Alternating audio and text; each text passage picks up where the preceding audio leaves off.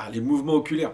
On a quelque chose qu'on apprend en PNL, qui est le décodage des mouvements oculaires.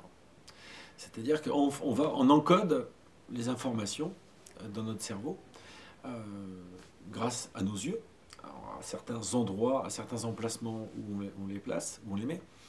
Mais on va aussi rechercher ces informations.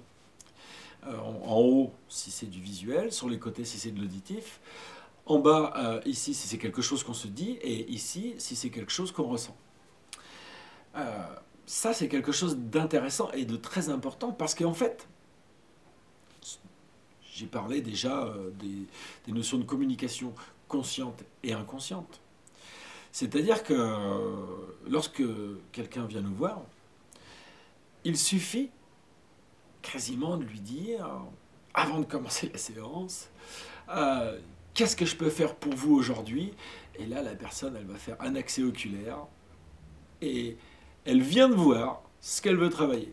Si elle nous avait dit je veux travailler, si ça aurait fait du blablabla, elle nous aurait menti, elle se serait perdue, elle nous aurait enfumé, comme on le dit. Elle nous aurait raconté ce qu'elle aurait voulu nous raconter. Alors que là, je viens de voir qu'elle a vu quelque chose qui est la source de son problème. Et j'ai même pas besoin de savoir c'est quoi. Savoir qu'elle l'a vu, qu'elle sait que je l'ai vu, me suffit amplement.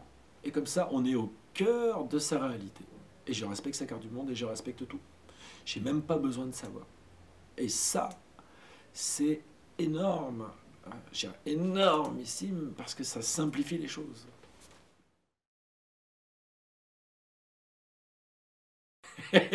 On ne peut pas savoir si la personne elle ment ou pas. On peut savoir si elle fabrique des images, on peut savoir si elle se remémore des images, on peut savoir si elle, si elle fabrique des sons, si elle se remémore des sons. Mais bon, on peut pas savoir, on n'est pas dans sa tête, on peut pas savoir si elle ment. C'est pas possible ça.